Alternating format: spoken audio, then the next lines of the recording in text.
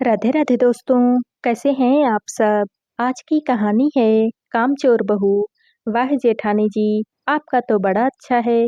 मैं हमेशा ही आपका काम करती रहती थी, तब तो आप सबको कहती थी कि मेरी देवरानी बहुत अच्छी है। और आज जब मैंने पहली बार मना कर दिया, तो आप यहाँ मम्मी जी से मेरी शिकायत करने के लिए आ गई। माधवी अपनी जेठानी माया के सामने आते हुए बोली।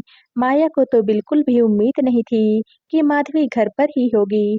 उसे तो ऐसा लगा था जैसे कि वो डॉक्टर के पास गई हुई है। उसे अचानक से यूं सामने हुआ आता देखकर हकलाते हुए वो बोली, तुम घर पर ही हो? मुझे तो पता ही नहीं था। मुझे लगा कि तुम तो डॉक्टर के पास गई होगी। डॉक्टर के पास चली गई होती तो मुझे पता कैसे चलता कि आप मेरे बारे में मम्मी जी को भड़काने का काम करती हो। तभी मैं सोचूं कि अचानक से मम्मी जी का स्वभाव कैसे बदल जाता है। माधवी ने पलट कर कहा, छोटी बहू, तुम अपनी जेठानी से ऐसे कैसे बातें कर रही हो? तमीज बेच खाई है क्या तुमने? और मुझे कौन भड़काएगा? क्या मेरी अपनी खुद की बुद्धि नहीं है? सास जमुना जी माधवी को जोरों से डांटते हुए बोली, देख लो मम्मी जी, छोटी कैसे बातें कर रही है मुझसे। यही इज्जत है मेरी इस घर में। मैं तो उसे अपनी छोटी बहन की तरह ही मानती हूँ। और ये है कि ये तो मुझे कुछ भी नहीं समझती है। जमुना जी की शह जाकर माया ने कहा, अगर आप मुझे छोटी बहन की तरह मानती ना, तो यहाँ पर बैठकर मम्मी जी के सामने मेरी शिकायत नहीं कर रही होती। मुझे कामचोर का दर्जा नहीं दे रही होती, बल्कि आप यहाँ पर काम में मेरी मदद करवाती। माधवी ने जवाब दिया, बस कर छोटी बहू, बेवजह घर की शांति भंग करने की जरूरत नहीं है।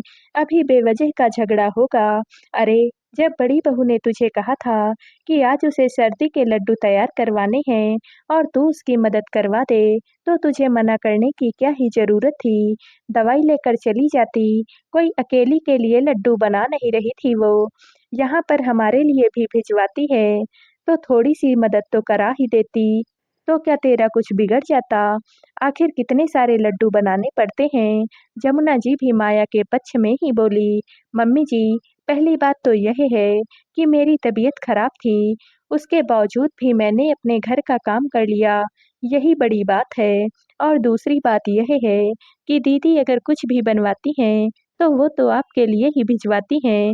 हम लोग तो उसे देखते तक नहीं हैं। माधवी ने कहा, छोटी बहू, तू तो बड़ी बहू से बहुत ही ज्यादा चिढ़ती है। तुझे तो बिल्कुल भी अच्छा नहीं लगता कि बड़ी बहू मेरे लिए कुछ भी बनाकर भेजती है। तेरी तरह कामचोर नहीं है वह। कितनी मेहनत से वो अपने घर पर ये सब सामान तैयार करती है और अपनी सास के लिए भी कितने प्यार से भेजती है। इसीलिए तू जलती है। नहीं तो तू खुद बनाती है कभी ये सब। ठीक है मम्मी जी, आपकी छोटी बहू तो कभी कुछ भी नहीं करती है। बस सारा काम जो होता है, सारा तो आपकी बड़ी बहू ही करती है। अब से जो भी काम करना होगा, आप अपनी बड़ी बहू से ही करवा लेना। मैं तो वैसे भी कामचोर ही भली कहकर माधवी अपने कमरे में चली गई। माधवी तो कमरे में चली गई, पर जमुना जी पीछे से बड़बड़ाती हुई बोली, हाँ हाँ ठीक है, तुझे क्या लगता है कि तेरे बगैर मेरा कोई भी काम नहीं होगा? मैं खुद जाकर मेरी बड़ी बहू के साथ लड्डू बनवा लूंगी। फिर माया से बोली, चल बहू, मैं तेरी मदद करवा देती हूँ। किसी के बगैर कोई भी काम नहीं रुकता है। इसे क्या लगता है कि इसके बगैर ये लड्डू बनेंगे ही नहीं? देख कितने शानदार लड्डू बनेंगे कि इस बार सब लोग खाते ही रह जाएंगे। जमुना जी की बात मानकर माया खुशी खुशी जमुना जी को लेकर अपने घर की तरफ रवाना हो गई। जमुना जी की दो बहुएं थी, बड़ी बहू माया और छोटी बहू माधवी। जमुना जी अपनी छोटी बहू माधवी के साथ ही रहती थी, जबकि माया उनके घर से 5 घर की दूरी पर ही रहती थी। माधवी जहाँ मेहनती और सादगी पसंद करती थी, वहीं पर बड़ी बहू माया एक नंबर की कामचोर और बातें बनाने में बहुत ही निपुण थी। उसमें सबसे बड़ी बात ये भी थी कि वो बातों ही बातों में अपना काम भी निकलवा लेती थी। पर क्योंकि दोनों देवरानी जेठानी की शादी में सिर्फ 1 सप्ताह का ही अंतराल था, घर में जगह की कमी थी, इसलिए 5 घर की दूरी पर ही उनके बड़े बेटे ने शादी से पहले ही अपने लिए एक 3 कमरों का मकान बना लिया था। इसलिए बड़ी बहू माया शादी के 10 दिन बाद ही वहां पर शिफ्ट हो गई थी। और शादी के बाद छोटी बहू इसी घर में रहा करती थी। ऊपर से माया की भी आदत थी कि उसे जब भी कुछ नया तैयार करना होता था, तो वो माधवी को बुला लेती थी और माधवी भी उसकी मदद करने के लिए चली जाती थी। सासू माँ इधर घर पर ही रहती थी और उधर अधिकतर काम माधवी ही किया करती थी। चीज तैयार हो जाने पर माया एक डब्बे में भरकर वो सामान सासू माँ को दे जाती थी और उन्हें कहकर भी जरूर जाती थी कि मम्मी जी, ये सामान तो सिर्फ आपके लिए ही है। मैं खास कर आपके लिए बना कर लाई हूँ, इसे आप ही खाना। अब सासू माँ के लिए तो जेठानी दे जाती थी, तो माधवी थोड़ा बहुत ही सामान बनाती थी घर में। इसलिए उन्हें लगता था कि बड़ी बहू तो काम करने में बहुत ही निपुण है। माधवी तो वहाँ जाकर सिर्फ उसकी मदद ही करवाती होगी। और जमुना जी का ऐसा सोचने के पीछे दूसरा कारण ये भी तो था कि माया जब भी कुछ बनाने के बाद उन्हें डिब्बा देने आती थी, तो इस तरह से व्यवहार करती जैसे वो काम करके बहुत थक गई हो। खैर आज सुबह माधवी की तबीयत बहुत खराब थी, तभी माया उसे बुलाने आई।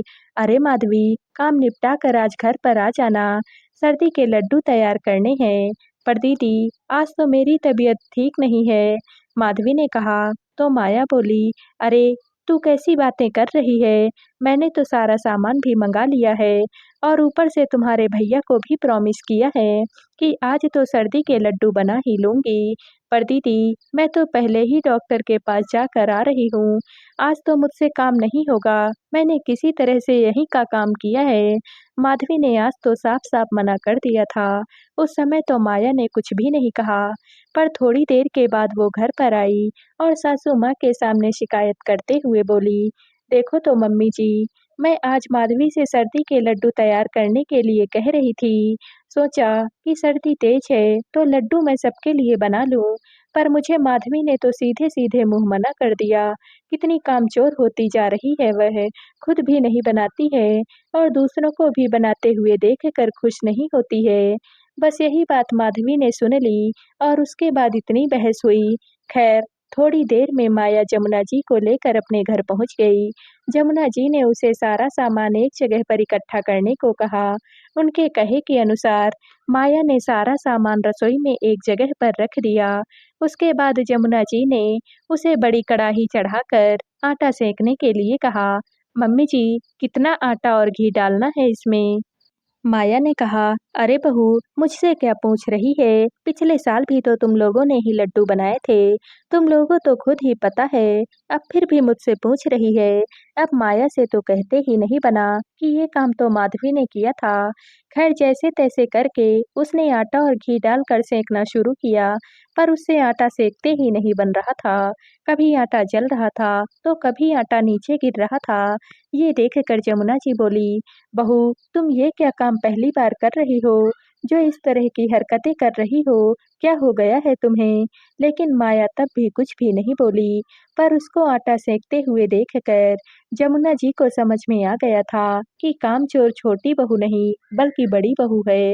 उन्होंने आखिर कलछी अपने हाथ में ली और खुद ही आटा सेकना शुरू कर दिया। आखिर पूरे लड्डू उन्होंने खुद बनाए, माया ने तो सिर्फ सामान देने का काम ही किया। पर अब उससे कुछ भी बोलते नहीं बन रहा था। जब जमुना जी घर आने लगी, तो उसने एक डब्बे में लड्डू भरकर उन्हें दिए और कहा, मम्मी जी, मैं गाजर का हलवा बनाऊंगी तो आपको जरूर दूंगी। तब जमुना जी बोली, बहू, बातें बनाने की जगह सामान बनाना सीख ले, क्योंकि मैं अब छोटी बहू को नहीं भेजूंगी। मुझे खाने की इच्छा होगी तो मेरी छोटी बहू मुझे घर पर ही बनाकर खिला देगी। आखिर मेरी छोटी बहू के हाथ में हुनर जो है, बातें बनाने की जगह वो काम करना जानती है। इतना कहकर जमुना जी घर पर आ गई, लेकिन अब उनके स्वभाव में बदलाव था और इस बदलाव से माधवी भी बहुत खुश थी।